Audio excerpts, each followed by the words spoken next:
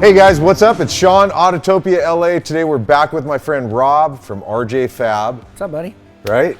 Tell everyone what we're looking at, and we'll kind of go through what you've done to it. 59 Apache. The guy had to talk me into it. We become pretty good friends since this build. So you didn't even want to do the build? I didn't even want, this is not what we do. I was not interested in any way, shape, or form to do this thing. Gotcha. And so, okay. He's like, no, Rob, it'll be cool. It's gonna be cool. Yeah. So he kind of talked me into it, and so his idea that he had in his head, 59 Apache, two-wheel drive truck. Let's put it on a 2500 chassis. Let's make it four-wheel drive.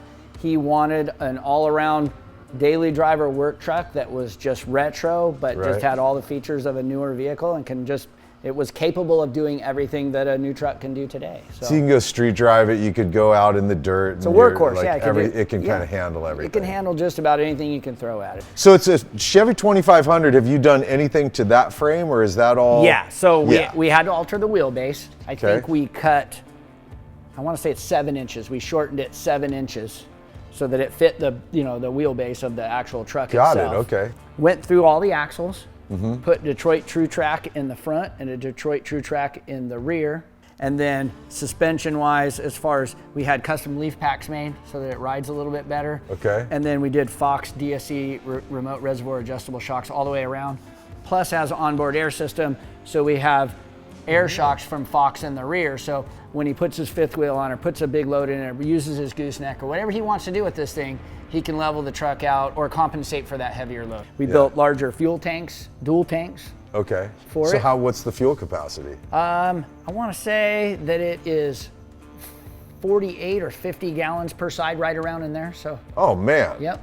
So you can get out and go for a bit. You can, yeah. Brad wants to be able to drive it and not get fuel as often as you may necessarily be, on a regular 2500 pickup or whatever. I can't get over the patina with seeing it clear coated. And it looks really cool, and it changed it because this was dull and it was, this shined through, but it didn't look as black to me. That's why I'm telling you, dude, it looks like it's been patina painted with an airbrush or something, because it's very neat how that worked out. It's really so good. The only thing I kind of wish we had more of a satin clear on it. It is too shiny in my opinion, but that's just one dude's opinion. I love it. But there was a couple big dents and we decided, okay, we're gonna fix those, but let's not do body work on this thing. Let's not get super crazy with it. Let's let it be what it is. Let's let it tell the story of, since 1959, what it's been through. Yeah. And that's what makes it so cool. No doubt, dude, no doubt. So his idea is really to use this thing for multiple things. I mean, you make it a fifth wheel, and there's a whole toolbox and stuff. Brad's a heavy equipment operator. He's he's a big dude. He's a brash dude. He's gonna throw bags of cement in the back of this thing. I guarantee it. He's gonna use it. It's a truck, and he's gonna use it. Right. So some of the cool things that we did was he wanted a fifth wheel, so we made this custom fifth wheel for it. Yeah. We haven't finished. We're gonna do a gooseneck that pops in here too. Okay. And it can't swivel, so it works like an actual gooseneck. But the bed, we didn't want to do a wood bed because it was going to, it's going to be used. So what we did is we actually had them laser cut and folded pieces of steel, 16 gauge channel. And then we had that channel put in there and run line. Then we just used the bed kit to fasten everything down like you would over a bed rails, wood bed rails. Yeah. Just so it's stout. It's stout and strong. And we put the knack box back in it because he wanted a toolbox in the back, and I didn't even want the rack. I argued with him. I'm like, that rack's gonna look stupid, because it's not what we normally do. We look kind of like makes things fast and sleek. You're and doing cool. like pre-runners or full hot rod. Yeah, exactly. I know so what you racks aren't in my repertoire. For sure. For sure. We don't want to put no stupid rack on it. Well then. So he brings it anyways because we're getting to know each other. He's like, no, I'm bringing it anyway. So he brings it over and we put it on the truck and I'm like, yeah, all right. It looks bitchin'. Yeah, you're right. You're totally right. I'm wrong. The rack is cool. Let's do, Is the bumper, is that tucked or is that actually how it would be on this? That's how it was. Really? Yep.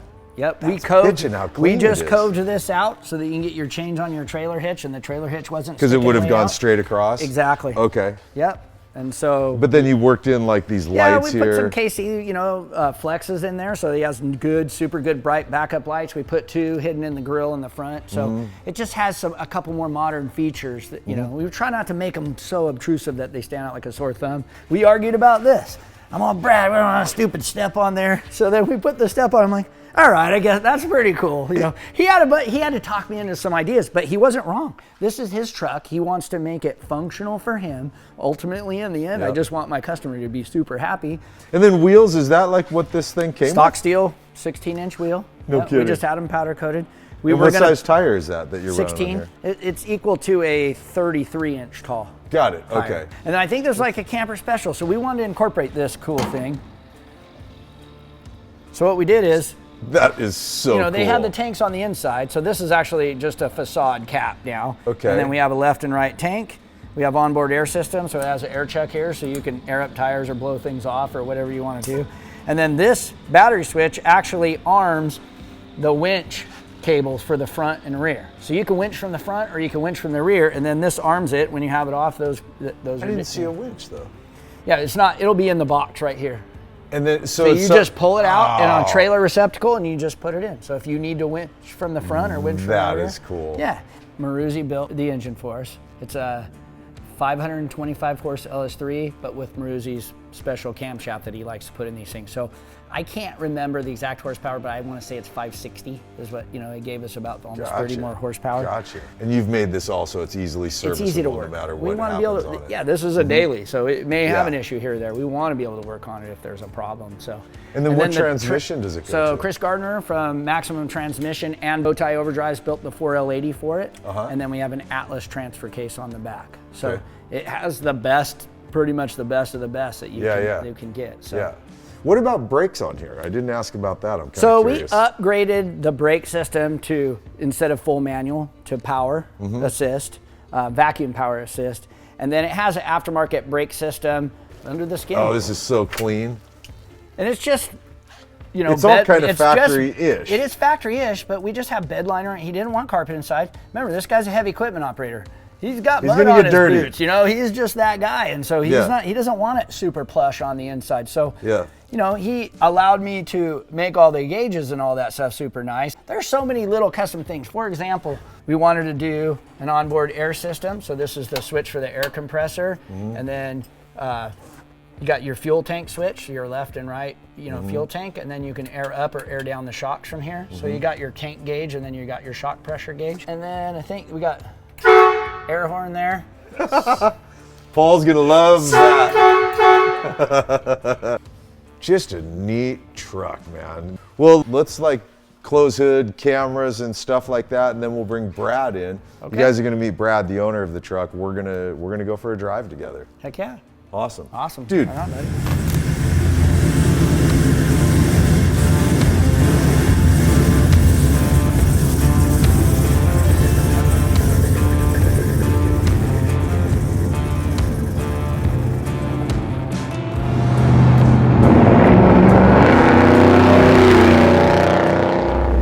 I'm just impressed with this whole truck, and it drives, the little bit I've driven it so far, it drives really nice. By the way, you guys, this is Brad. Brad's the owner of this badass Apache. Yeah. So you were saying off camera, you've had this truck a long time. How long is a long time?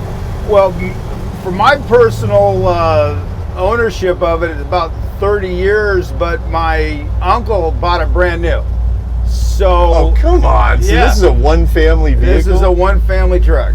That's awesome. Yeah, I love it. Yeah. He bought it brand new in 1959. Yep. And I was born in 1959. That's why this truck has a lot of sentimental value to it also. Man, I get it. Yeah. So now, did you drive it the way it was for a bunch of years? For a bunch of years. I drove it with the totally stock, six-cylinder motor, Sean. Three on the tree.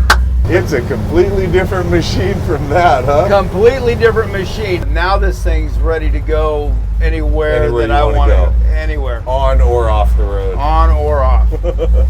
Yeah, because it was two-wheel drive. So now it's four-wheel drive. By the way, Rob didn't know the answer. This is the original seat, just reupholstered? Yep. It sounds great. It feels great. So it sounds really like a mild build right now, but when you get on it, you know that it's got 350 horsepower to the tires. I'd imagine. You'll see the difference. I'd imagine.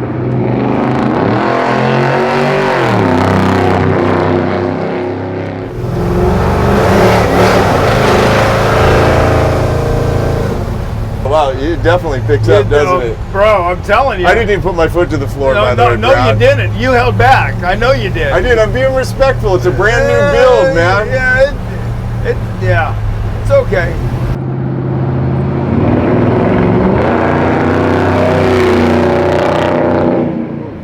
I love the sound. All of a sudden it comes. All of a sudden it comes alive. I mean, it's already alive.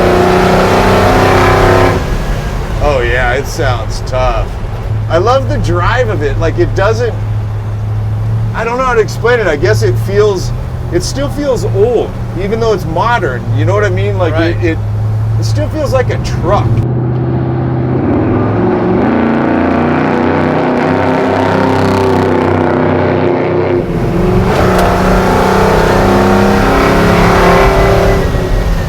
Man, it just drives nice though. Like, I mean, I'd tell you what, if this was mine, I'd drive it every day. Yeah. I wouldn't think twice about it. I'd want to drive this every day. It's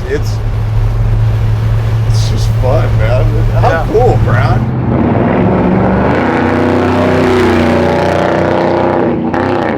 Well, I got this horn too. So they both hook up to the air horn. No. Is that a different one? This is an electrical horn. It's out of '67 Buick Skylark.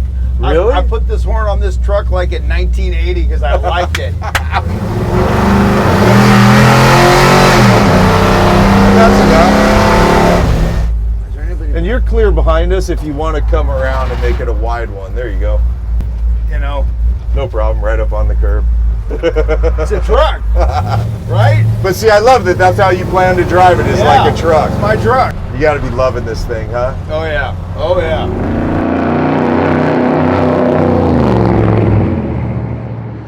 Nail it.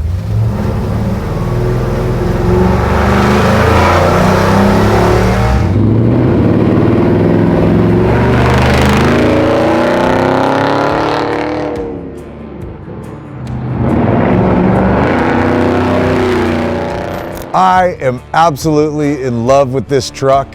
Here's a few more badass trucks we've shot in the past as we say goodbye, and thanks for hanging and watching what we do. We'll see you in the next episode, you guys. Later.